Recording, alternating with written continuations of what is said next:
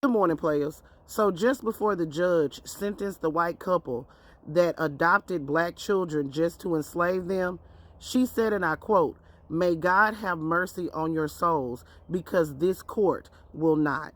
She then sentenced Jeanne to 215 years and the husband to 160 years.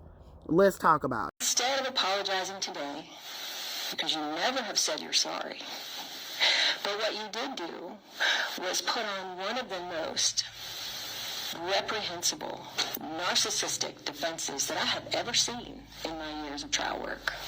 And may God have mercy on your souls, because this court will not. And the court did not have mercy. She sentenced them to the maximum allowed in these cases.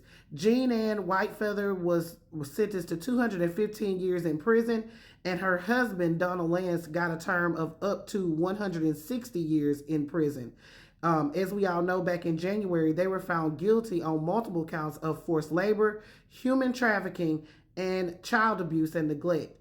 Also, Jeanne was found guilty of civil rights violations based on race. As we all know, in October of 2023 in Sissonville, West Virginia, Donald and Jeanne were arrested after neighbors saw Donald lock the oldest girl and her teenage brother in the shed and leave the property. A deputy had to use a crowbar to get them out.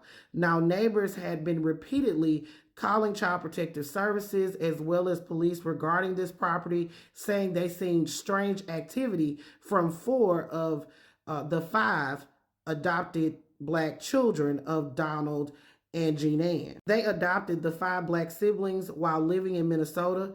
They then moved to a farm in Washington State in 2018, then brought the family to West Virginia in May of 2023, when the children ranged in age from 5 to 16 years old. They were receiving payments from the state to have these adopted children. Now, according to information at the trial, it was 5 of them, but one of them was actually favored, so they didn't have to do all the things that the other children were subjected to. On the day that they were arrested inside the main residence, a 9-year-old girl was found crying in a loft alone with no protection from falling. The children were found in dirty clothing and smelling of body odor, and the oldest boy was found barefoot with what appeared to be sores on his feet. During the trial, neighbors testified that they never saw the children play and witnessed Donald make them stand in line or perform difficult chores around the farm, including lifting heavy items. The eldest daughter testified that the outdoor work happened in Washington and that some of them were forced to use their hands to dig. She also said that the children were cursed at all the time, and Jeanne used racist language, calling them, of course, the N-word. She went on to say that the children were fed a steady diet of peanut butter sandwiches at scheduled times, some left over from a previous meal. Some children were forced to stand in their rooms for hours and keep their hands on their head. The oldest girl and the boy shared a room where they were forced to sleep on the floor and use the same bucket for a bathroom, while the other held up a privacy sheet from the home security cameras.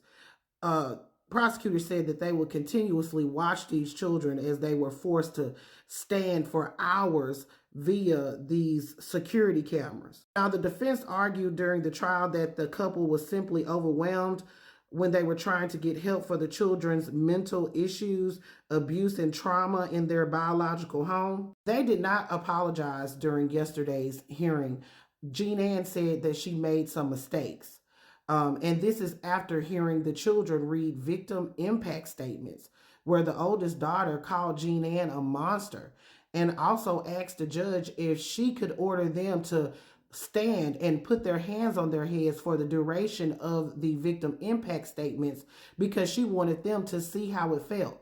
Now, the judge, unfortunately, was unable to do that because she said it will be cruel and unusual punishment. But the judge spared no mercy. She sentenced them to the maximum allowed on each count that they were found guilty of. So I am happy about that. The oldest daughter did sue the couple, and they do have some money. They were receiving payments from the adoption system or something like that for having the adopted children, and they were living on a farm that was worth over $500,000. They actually tried to sell it. So I hope she gets every penty and pinto that they have, and they have been prosecuted to the furthest extent of the law, and the judge did not spare them at all, and they don't deserve it. Imagine adopting 5 black siblings who already have trauma from their biological family, allegedly, and you take them in and treat them as slaves.